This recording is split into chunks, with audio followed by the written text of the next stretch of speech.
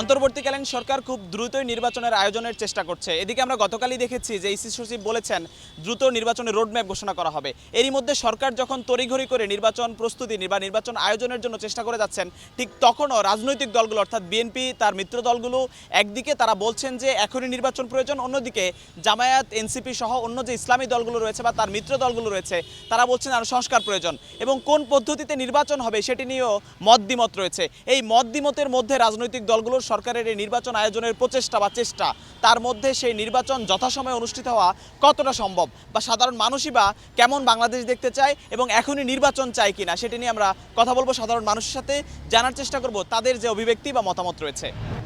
নির্বাচন দিয়ে দেবো বালা, কারণ হলো বাপ সারা দেশ যে এমনি ভারতেছে লইটা হইতা খাইতাস কথাটা কি কিছু বুঝছেন না, যে খাইতাছে যে না খাইতে পারতেছে তারা না খাইয়ে মরতেছে। আর যদি নির্বাচন দেয়া দেয় সরকারে যে এই করে বালার জন্য করবো, ঠিক আছে। এক সরকার ভুল করছে তো কি হয়েছে, যারা ভালো তারা আসুক, আইসা দেশের ভালো কাজ করুক, দেশ যেভাবে চালানোর দরকার চালাক, আমরা সাধারণ মানুষরা এটাই আশা করি, ঠিক আছে। আর বাপ সারা দেশের তো কোনো গ্যারান্টি নেই। প্রধান উপদেষ্টা তো আর দেশ চালাইতে পারবো না, উনি আসছে সংস্কার করার জন্য। সংস্কার যতটুকু করার দরকার করার পরে যে সরকার আসবো সেই সরকারও তো সংস্কারের কিছু কাজ করব, না করলে তার দেশ চেঞ্জ হইব না। কথাটা কিছু বুঝছেন না, আমার আর কিছু বলার নাই।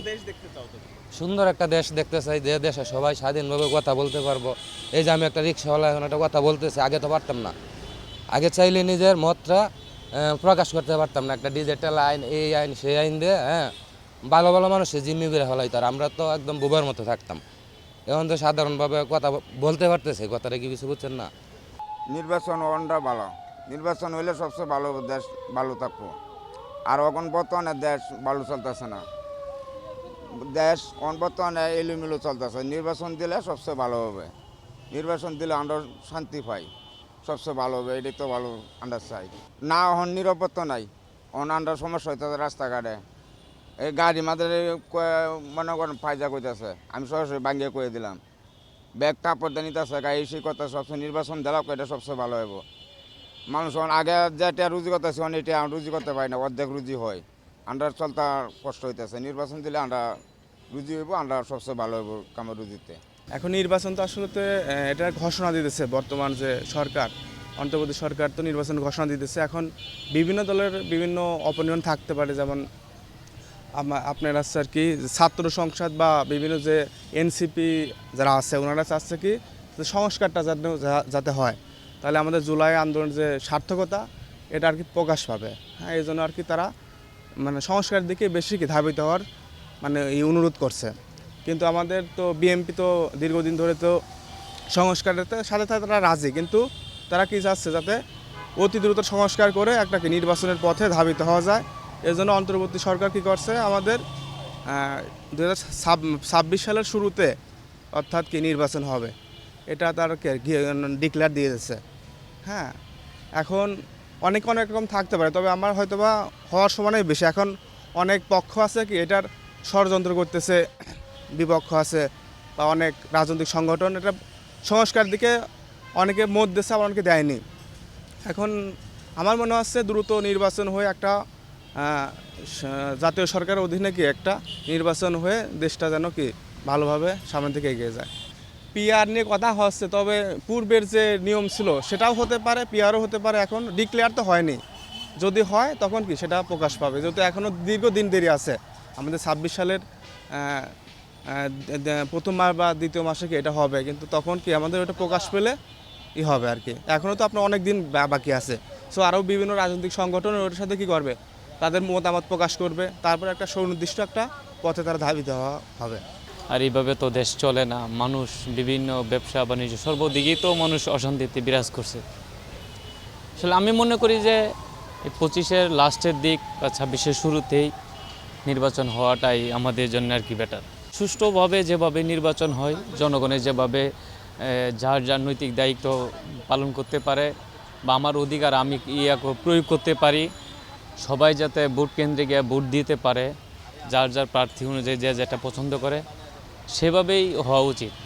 অন্তর্বর্তী সরকার আসলে ওইভাবে আমরা যতটুকু আশাবাদী ছিলাম যে অন্তর্বর্তী সরকার ভালো কিছু করবে বা ভালো কিছু করবে, আসলে সেভাবে মনে হয় যে আমার মনে হয় যে সেভাবে মেনটেন হচ্ছে না, সেভাবে হচ্ছে না, মানে যার মতন করে সেভাবেই চলছে। হ্যাঁ, আসলে কোথাও আসলেও মনে করি না যে সেই জায়গায় নিরাপত্তা আছে আমাদের, এমন কোনো জায়গা হয়তো আমরাও দেখি না।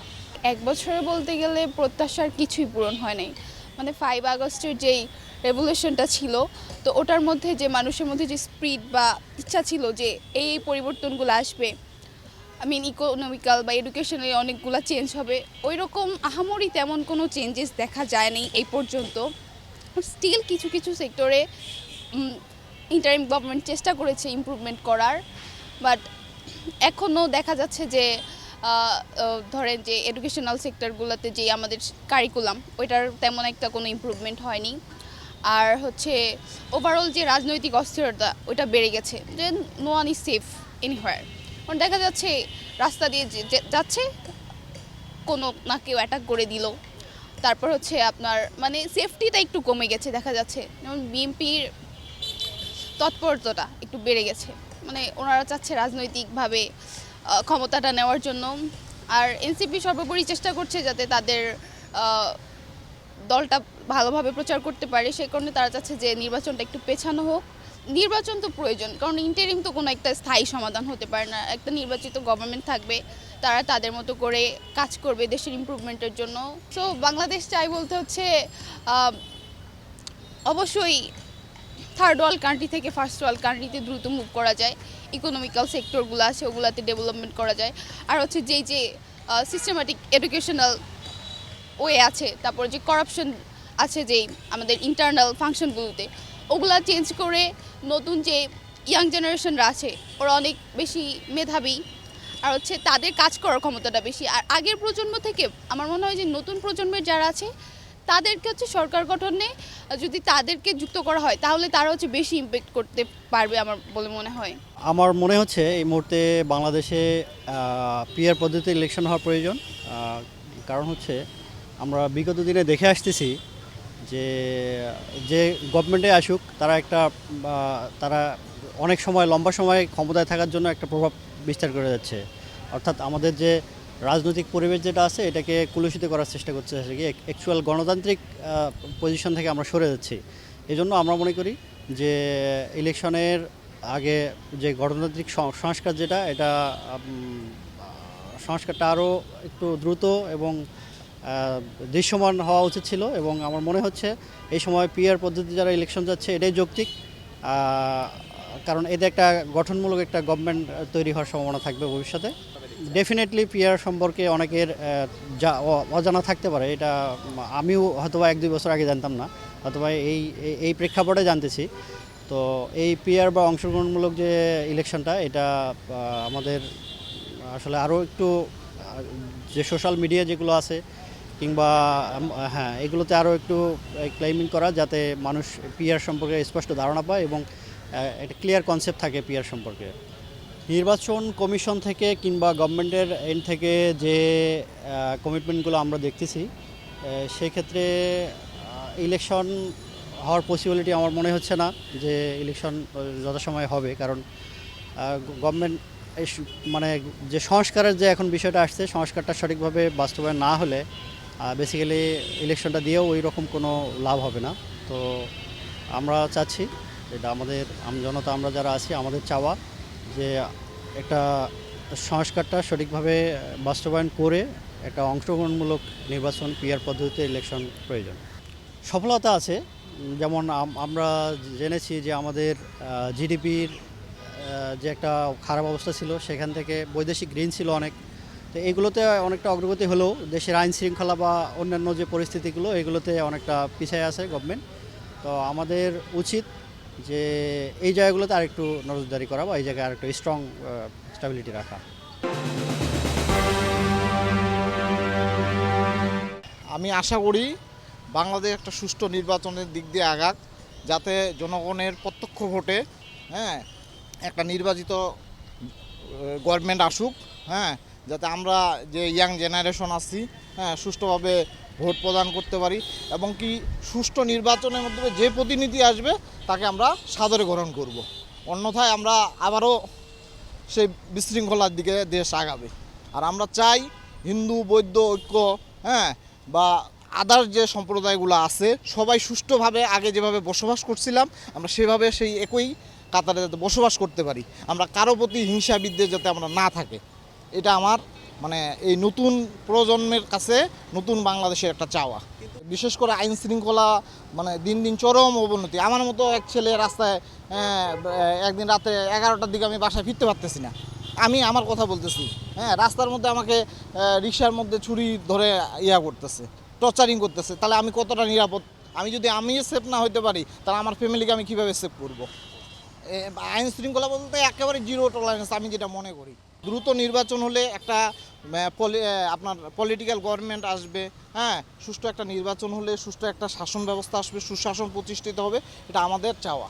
বর্তমান যে প্রেক্ষাপটে নির্বাচন না হওয়ার সম্ভাবনাটাই বেশি দেখা যাচ্ছে, কিন্তু আমার যেটা পার্সোনাল ওপিনিয়ন, এটা দ্রুত নির্বাচন দিয়ে একটা মানে স্ট্যাবলিশড একটা গভর্নমেন্ট প্রতিষ্ঠা করা উচিত আমি মনে করি।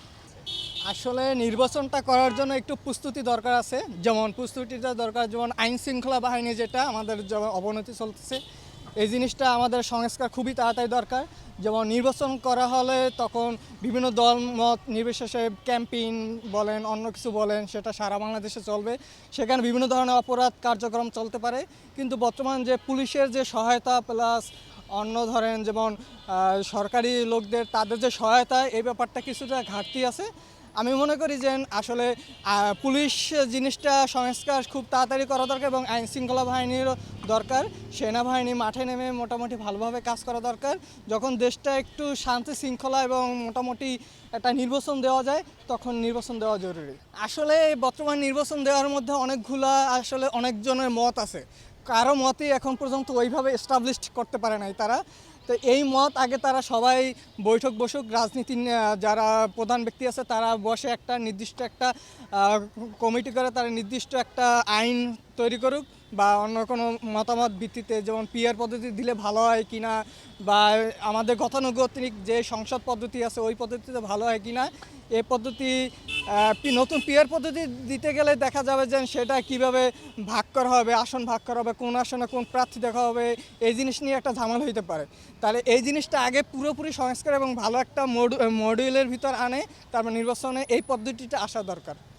সফল বলতে আমরা কিছুটা সফল, যেমন আমরা মনে করছিলাম যে আন্দোলনের পরবর্তীতে অনেক ঝই ঝামেলা প্লাস অনেক হত্যা মামলা অনেক হবে, সেই অংশে কিছুটা কম হয়েছে, কিন্তু বিশৃঙ্খলভাবে অনেক ধরনের এখনও পরিস্থিতি অস্বাভাবিক রয়েছে এবং বিশেষ করে আইন শৃঙ্খলা বাহিনীটা এখনও নড়বড়ে অবস্থা। যেহেতু আমাদের আইন শৃঙ্খলা বাহিনী যেহেতু সচরাচর কাজ করতেছে না, প্লাস আপনার যে বর্তমান সরকারটা সেভাবে হ্যান্ডেল করতে একটু তারা অনেক প্রেশারের মধ্যে যাচ্ছে, এই কারণে আপনার যেমন বিভিন্ন ধরনের বেপরোয়া হয়ে উঠতেছে, যেমন চাঁদাবাজি গ্রাম অঞ্চল থেকে শুরু করে প্রত্যেকটা জায়গায় আমরা চাঁদাবাজি দেখতেছি, কিন্তু চাঁদাবাজির বিরুদ্ধে আমরা কোনো পদক্ষেপ দেখতেছি না। ভোলাগঞ্জের মতো আমরা এত বড় একটা ঘটনা, পাথর চুরি হয়ে গেছে, সেটা 1 বছর আগ থেকে, কিন্তু এটা কারো নলেজে নাই, কারো নলেজে থাকলেও সেখানে কোনো প্রশাসনের একদম চুপ, মানে পুরো জাতি চুপ। যখন পাথর চুরি হয়ে গেছে তখন আমরা সবাই সেটা নিয়ে প্রতিবাদ করছি, কিন্তু এর আগে কেউ এটা প্রতিবাদও করি না, আমরা জানতামও না যে ভোলাগঞ্জে পাথর চুরি হচ্ছে। এই জিনিসটা আসলে কারা করছে, কিভাবে করছে, এগুলো তদন্ত করে তার একটা রেজাল্ট দেওয়া, যাতে জনগণ বুঝে যে আসলে এই দেশে একটা আইন আছে এবং সেই আইন মতবাদ দেশটা চলতেছে। আমি আগামী বাংলাদেশ বলতে এখানে সবাই নিরাপত্তা পাক, এইটা আমার ফার্স্ট প্রায়োরিটি, সবাই নিরাপত্তা পাক এবং কারোর ভিতর বৈষম্য থাকবে না, ধনীরা ধনী হবে যেমন গরিবরা গরিব হবে, এই জিনিসটা আমি চাই না। ধনী গরিব তাদের গ্যাপটা একটু কমে আসুক, প্লাস এই আমরা আন্দোলনটা মূলত সূত্রপাত হয়েছে যে চাকরিজীবী জব কোটা, তা আমরা চাই যে কর্মসংস্থানটা একটু বৃদ্ধি করুক এবং কর্মসংস্থানটা বৃদ্ধি করলেই প্রত্যেকটা ফ্যামিলি ভালো মতো চলতে পারে এবং নিরাপত্তাটা নিশ্চিত করতে। আমার কাছে মনে হয় বর্তমান বাংলাদেশের যে পরিস্থিতি, আমাদের যে বিভিন্ন যে সংস্কারের কথা, এই সংস্কারগুলো মানে আগে জরুরি, বিশেষ করে যে আইন শৃঙ্খলা বাহিনীতে যে সংস্কার, তারপরে বর্তমান সময়ে যে রাজনৈতিক বিভিন্ন যে কর্মকাণ্ড, যেমন আমি যদি বলি বা যে বিভিন্ন যে আপনার হলো চাঁদাবাজি, তারপর হলো বিভিন্ন জায়গায় যেমন আমাদের ভোলাগঞ্জে যে পাথর চুরি, এগুলো থেকে আমরা যখন বের হতে পারবো, আমাদের যে বিভিন্ন যে সংস্কারগুলো দরকার, বিশেষ করে আইন শৃঙ্খলা বাহিনীর সংস্কার, এগুলো যখন সম্পূর্ণ করতে পারবো তারপরেই নির্বাচন দেওয়া উচিত। আমি আমার ভবিষ্যৎ বাংলাদেশকে এমনভাবে দেখতে চাই যেখানে আসলে কোনো ধরনের বৈষম্য থাকবে না, চাকরির ক্ষেত্রে স্বচ্ছতা আসবে, তারপরে যেমন তরুণদেরকে বিভিন্ন বিষয়ে উৎসাহিত করা হবে। যেমন এই সম্প্রতি একটা ঘটনা যে সাধারণ বীমা কর্পোরেশনের একটা নিয়োগ পরীক্ষায় যে প্রথম স্থান অধিকার করেছে তাকে নিয়োগ দেওয়া হয়নি। ঠিক আছে, আমি এরকম বাংলাদেশ চাই না। ঠিক আছে, মানুষের রাজনৈতিক মতামত ভিন্ন, মানে রাজনৈতিক মতাদর্শে ভিন্নতা থাকতেই পারে, এই কারণে চাকরির ক্ষেত্রে বা তার ভবিষ্যৎ জীবনে যে কোনো প্রভাব পড়বে এটা আমি চাই না। আমার কাছে মনে হয় মানে দুইটা পদ্ধতিই ভালো মনে হয় যদি সেটাই স্বচ্ছতা থাকে। যদি আমাদের নির্বাচন পদ্ধতিতে স্বচ্ছতা আনতে পারি, আইন শৃঙ্খলা বাহিনী যদি যথাযথ তাদের যে মানে কাজ এটা যদি সম্পূর্ণ করতে পারে, তাহলে যে কোনো পদ্ধতিতে নির্বাচনই গ্রহণযোগ্য হবে। আমরা আসলে নতুন প্রজন্ম, আমরা এমন একটি বাংলাদেশ দেখতে চাই যেখানে বৈষম্য, একে অপরের প্রতি কোনো হিংসা বিদ্বেষ থাকবে না, মানুষ সমান অধিকার পাবে। নির্বাচনের ক্ষেত্রে সকলে তার ভোট দেওয়ার মাধ্যমে প্রার্থী নির্বাচন করবে এবং সে জনগণের কাজ করবে, পার্লামেন্টে গিয়ে জনগণের কথা বলবে। এরকম একটি সরকার এবং নির্বাচিত প্রতিনিধি আমরা চাই। নির্বাচন আসলে আমরা যেহেতু তরুণ প্রজন্ম, গত 17 বছর আমরা ভোট দিতে পারি নাই সেই ফ্যাসিস্ট সরকারের আমলে, তো আমরা আসলে ভোট দেওয়ার জন্য খুবই প্রস্তুত। পিআর পদ্ধতি এবং ব্যালটের যে ব্যাপারটা আছে, আসলে নির্বাচনটা যদি স্বচ্ছ এবং স্বাভাবিক পদ্ধতিতে হয় সেই ক্ষেত্রে মানুষের মধ্যে কোনো ভয় থাকবে না। যদি সেই বিগত সরকারের আমলে যেভাবে নির্বাচন হয়েছে সেই পদ্ধতিতে যদি একই কায়দায় নির্বাচন অনুষ্ঠান হয় সেই ক্ষেত্রে আসলে মানুষের জনসাধারণের মধ্যে একটা ভয় ভীতি সেইটা থেকে যাবে। সেই ক্ষেত্রে আমরা চাই যেই পদ্ধতিতেই নির্বাচন আয়োজন করুক একটু সময় নিয়ে এবং সব কিছু যাতে স্বাভাবিক থাকে, একটা মানুষ যাতে তার প্রার্থীকে সুন্দর এবং স্বাভাবিকভাবে ভোট দিতে পারে, এটাই আমাদের চাওয়া। সরকার যদি মানুষে আস্থা দিতে পারে যে সুষ্ঠু অবাধ নির্বাচন হবে, সেই ক্ষেত্রে আমরা মনে করি যৌক্তিক। আর সরকার যদি নির্বাচন দিয়ে যদি সেই প্রশাসনিকভাবে বা কেন্দ্রগুলো যদি ভালোভাবে নিয়ন্ত্রণে না রাখতে পারে সেই ক্ষেত্রে তো অবশ্যই ব্যর্থতার দায় সরকারকে নিতে হবে।